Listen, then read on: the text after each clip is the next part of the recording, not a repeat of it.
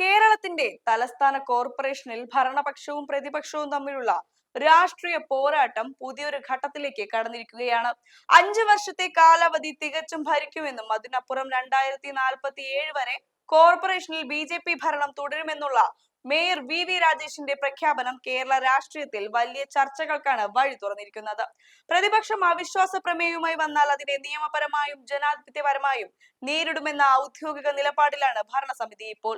കൗൺസിലർമാരുടെ സത്യപ്രതിജ്ഞയുമായി ബന്ധപ്പെട്ട് പ്രതിപക്ഷം ഉന്നയിക്കുന്ന ആരോപണങ്ങൾ അടിസ്ഥാനരഹിതമാണെന്നും കളക്ടർക്കും ഇലക്ഷൻ കമ്മീഷനും കൃത്യമായ രേഖകൾ കൈമാറിയിട്ടുണ്ടെന്നും വ്യക്തമാക്കിക്കൊണ്ട് തങ്ങളുടെ രാഷ്ട്രീയ പ്രതിരോധം ശക്തമാക്കുകയാണ് ഭരണ നേതൃത്വം. ഈ തർക്കങ്ങളുടെ കേന്ദ്ര ബിന്ദു പരിശോധിച്ചാൽ കേവലം രാഷ്ട്രീയ വാക്പോരുകൾക്കപ്പുറം വലിയൊരു ലീഗൽ സ്ട്രാറ്റജിയും കൗൺസിൽ അജണ്ടകളുടെ കൃത്യമായ പ്ലാനിങ്ങും ഇതിന് പിന്നിൽ കാണാൻ സാധിക്കും.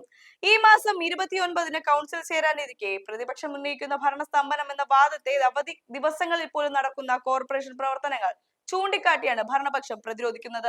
അതേസമയം സമരങ്ങളുടെ പേരിൽ പൊതുമുതൽ നശിപ്പിക്കുന്നതിനെയും മേയറുടെ ചേംബർ ഉപരോധിക്കുന്നതിനെയും കൗൺസിലർമാരല്ലാത്ത രാഷ്ട്രീയ പ്രവർത്തകർ കോർപ്പറേഷനകത്ത് പ്രവേശിച്ച് സംഘർഷാവസ്ഥ സൃഷ്ടിക്കുന്നതിനെയും ശക്തമായി ചെറുക്കുമെന്ന ഭരണകൂടത്തിന്റെ തീരുമാനം വരും ദിവസങ്ങളിലെ രാഷ്ട്രീയ നീക്കങ്ങളെ കൂടുതൽ സങ്കീർണമാക്കും.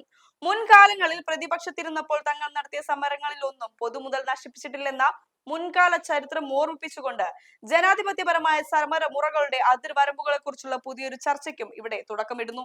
ഒരു കോർപ്പറേഷന്റെ ഭരണം സുഗമമായി നടക്കുക എന്നത് അവിടുത്തെ ലക്ഷക്കണക്കിന് വരുന്ന സാധാരണ പൗരന്മാരുടെ നിത്യജീവിതത്തെയും നഗര വികസന നയങ്ങളെയും നേരിട്ട് ബാധിക്കുന്ന കാര്യമാണ്. മാലിന്യ സംസ്കരണവും പബ്ലിക് ഹെൽത്ത് മാനേജ്മെന്റും ഉൾപ്പെടെയുള്ള അടിയന്തര പ്രാധാന്യമുള്ള വിഷയങ്ങളിൽ ഭരണ പ്രതിപക്ഷ തർക്കങ്ങൾ കാരണം ഉണ്ടാകുന്ന കാലതാമസം നഗരത്തിന്റെ പൊതുവായ പുരോഗതിക്ക് തടസ്സമാകരുത്. ഈ രാഷ്ട്രീയ പ്രതിസന്ധിയുടെ പശ്ചാത്തലത്തിൽ കോർപ്പറേഷൻ ഭരണത്തിന്റെ സുതാര്യത ഉറപ്പാക്കാൻ കൗൺസിലർമാർക്ക് തുല്യമായ പങ്കാളിത്തം ഉറപ്പാക്കേണ്ടതുണ്ട്. പ്രതിപക്ഷ കൗൺസിലർമാരുടെ സത്യപ്രതിജ്ഞാ വിഷയം കോടതിയുടെ പരിഗണനയ്ക്ക് വിട്ടിരിക്കുന്ന സാഹചര്യത്തിൽ നിയമപരമായ അന്തിമ തീരുമാനം വരുന്നതുവരെ ഭരണപരമായ അനിശ്ചിതത്വം നിലനിൽക്കാൻ സാധ്യതയുണ്ട്. എങ്കിലും കോടതിയെ സമീപിച്ചുകൊണ്ട് കൗൺസിലർ സുഗതന് വീണ്ടും സത്യപ്രതിജ്ഞ ചെയ്യാൻ അവസരം നൽകണമെന്ന് ആവശ്യപ്പെട്ടത് ജനാധിപത്യ പ്രക്രിയയുടെ സ്വാഭാവിക നീതി ഉറപ്പാക്കാനുള്ള നീക്കമായി വിലയിരുത്താം. ഭരണസ്തംഭനം എന്ന ആരോപണം തള്ളിക്കളയുമ്പോഴും നഗരത്തിലെ മാലിന്യ സംസ്കരണവുമായി ബന്ധപ്പെട്ട് ഉയർന്ന വിമർശനങ്ങൾ ഗൗരവത്തോടെ കാണേണ്ടതുണ്ട്. മാലിന്യ സംസ്കരണം കാര്യക്ഷമമല്ലെന്നും രോഗസാധ്യതകൾ വർദ്ധിക്കുന്നുവെന്നുമുള്ള മുൻ മന്ത്രിമാരുടെ വാദങ്ങൾ ഭരണപക്ഷം പൂർണ്ണമായി നിഷേധിക്കുന്നുണ്ടെങ്കിലും ജനങ്ങളുടെ ആരോഗ്യ സുരക്ഷിതത്വം മുൻനിർത്തിയുള്ള കർശന നടപടികൾ കൗൺസിൽ അജണ്ടയുടെ ഭാഗമാകേണ്ടതുണ്ട്. കേവലം രാഷ്ട്രീയ പ്രതികരണങ്ങൾക്കപ്പുറം നഗര ശുചിത്വത്തിനായുള്ള വ്യക്തമായ നയരേഖ രൂപീകരിക്കാൻ ഇരുപക്ഷവും തയ്യാറാകുകയാണ് വേണ്ടത്. സംഘർഷഭരിതമായ സമരമുറകൾക്കിടയിൽ ഡെപ്യൂട്ടി മേയറുടെ ആരോഗ്യസ്ഥിതിയെ ചൊല്ലി ഉയർന്ന ആശങ്കകൾ കോർപ്പറേഷൻ രാഷ്ട്രീയത്തിലെ വ്യക്തിപരമായ സുരക്ഷാ മാനദണ്ഡങ്ങളിലേക്ക് വിരൽ ചൂണ്ടുന്നു. സംഘർഷത്തിൽ പരിക്കേറ്റ ഡെപ്യൂട്ടി മേയറുടെ കാലിന് ഗുരുതരമായ പരിക്കുകളില്ലെന്നും നേരിയ വേദന മാത്രമാണുള്ളതെന്നും വ്യക്തമാക്കിയ മേയർ കൗൺസിലിനകത്തെ സമാധാന അന്തരീക്ഷം തകർക്കാൻ ആരെയും അനുവദിക്കില്ലെന്ന കടുത്ത മുന്നറിയിപ്പാണ് നൽകുന്നത്. ഇത് ജനപ്രതിനിധികളുടെ സുരക്ഷിതത്വവും ഓഫീസ് പ്രവർത്തനങ്ങളുടെ സുഗമമായ നടത്തിപ്പും ഉറപ്പാക്കാൻ ഭരണകൂടം പ്രതിജ്ഞാബദ്ധമാണെന്ന് കാണിക്കുന്നു. കേരളത്തിലെ തദ്ദേശ സ്വയംഭരണ സ്ഥാപനങ്ങളുടെ ചരിത്രത്തിൽ തലസ്ഥാന കോർപ്പറേഷനിലെ അധികാര കൈമാറ്റങ്ങളും രാഷ്ട്രീയ പരീക്ഷണങ്ങളും എപ്പോഴും നിർണായക സ്വാധീനം ചെലുത്തിയിട്ടുണ്ട്. വരാനിരിക്കുന്ന തദ്ദേശീയ കൗൺസിൽ യോഗങ്ങളിൽ പ്രഖ്യാപിക്കാനിരിക്കുന്ന പുതിയ വികസന അജണ്ടകൾ നഗരത്തിന്റെ അടിസ്ഥാന സൗകര്യ വികസനത്തിന് എത്രത്തോളം സഹായകരമാകുമെന്ന് വരും ദിവസങ്ങളിൽ വ്യക്തമാകും. രാഷ്ട്രീയമായ ചേരിതിരിവുകൾക്കപ്പുറം വികസന കാര്യങ്ങളിൽ ഒരു പൊതുസമ്മത നയം രൂപീകരിക്കാൻ കഴിഞ്ഞാൽ മാത്രമേ തലസ്ഥാന നഗരിക്ക് അന്താരാഷ്ട്ര നിലവാരത്തിലേക്ക് ഉയരാൻ സാധിക്കൂ. അതുകൊണ്ട് തന്നെ ഈ ജനാധിപത്യ പോരാട്ടത്തിന്റെ അന്തിമ ഫലം തീരുമാനിക്കുന്നത് കേവലം കൗൺസിൽ ഹാളിലെ വോട്ടിങ്ങിലൂടെ മാത്രമല്ല, മറിച്ച് ജനകീയ കോടതിയുടെ വിലയിരുത്തലിലൂടെ കൂടിയാണ്.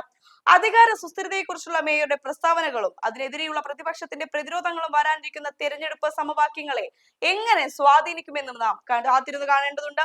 രാഷ്ട്രീയമായ ചേരിതിരിവുകൾ ഭരണപരമായ അസ്ഥിരതയിലേക്ക് നയിക്കുമ്പോൾ അതിന്റെ ആത്യന്തികമായ പ്രഖ്യാപനം അനുഭവിക്കേണ്ടി വരുന്നത് നികുതിദായകരായ ജനങ്ങളാണ് എന്നത് വിസ്മരിച്ചുകൂടാ. അതുകൊണ്ട് തന്നെ നയപരമായ തീരുമാനങ്ങളും ജനക്ഷേമ പ്രവർത്തനങ്ങളും കൃത്യമായ സമയ പരിധിക്കുള്ളിൽ നടപ്പിലാക്കാൻ സാധിക്കുന്നുണ്ടോ എന്ന് വിലയിരുത്തേണ്ടത് അനിവാര്യമാണ്. ഇത്തരം സന്ദർഭങ്ങളിൽ കേവലമായ കക്ഷി രാഷ്ട്രീയ താല്പര്യങ്ങൾക്കപ്പുറം ഭരണഘടനാപരമായ ഉത്തരവാദിത്വങ്ങൾക്കും സ്ഥാപനപരമായ സുതാര്യതയ്ക്കുമാണ് ജനാധിപത്യത്തിന് മുൻഗണന നൽകേണ്ടത്. പ്രതിപക്ഷം ഉന്നയിക്കുന്ന ആക്ഷേപങ്ങളിലെ നിയമപരമായ സാധുതയും അതിന് ഭരണ നേതൃത്വം നൽകുന്ന ഔദ്യോഗിക വിശദീകരണങ്ങളും കൃത്യമായ വസ്തുതകളുടെ അടിസ്ഥാനത്തിൽ വേണം പൊതുസമൂഹം വിലയിരുത്താൻ. രാഷ്ട്രീയമായ പ്രസ്താവനകളെ കേവലം തമാശകളായോ അല്ലെങ്കിൽ സ്വാഭാവികമായ രാഷ്ട്രീയ പ്രതികരണങ്ങളായോ തള്ളിക്കളയാതെ അവ തദ്ദേശ സ്വയംഭരണ സ്ഥാപനങ്ങളിലെ ജനാധിപത്യ മൂല്യങ്ങളെ എങ്ങനെ സ്വാധീനിക്കുന്നു എന്ന് ആഴത്തിൽ വിശകലനം ചെയ്യേണ്ടതുണ്ട്. അധികാര സന്തുലിതാവസ്ഥയും പ്രാദേശിക വികസനവും ഒരുപോലെ സംരക്ഷിക്കപ്പെടേണ്ട ഈ നിർണായക സാഹചര്യത്തിൽ കോർപ്പറേഷനിലെ ഈ പുതിയ നയപരമായ മാറ്റങ്ങളെയും രാഷ്ട്രീയ നീക്കങ്ങളെയും നിങ്ങൾ എങ്ങനെ വീക്ഷിക്കുന്നു? തലസ്ഥാന നഗരിയുടെ ഭരണപരമായ സുസ്ഥിരത ഉറപ്പാക്കാൻ നിലവിലെ ഭരണസമിതിയുടെ തീരുമാനങ്ങൾ പര്യാപ്തമാണോ? ജനാധിപത്യപരമായ ആരോഗ്യകരമായ ചർച്ചകൾക്ക് വഴി തുറക്കുന്നതിനായി നിങ്ങളുടെ കൃത്യമായ രാഷ്ട്രീയ നിരീക്ഷണങ്ങളും അഭിപ്രായങ്ങളും താഴെ കമന്റ് ബോക്സിൽ രേഖപ്പെടുത്തുക. ഒപ്പം ബോധപൂർവമായ ഒരു ജനകീയ ചർച്ചയ്ക്കായി ഈ വീഡിയോ പരമാവധി പങ്കുവയ്ക്കുക.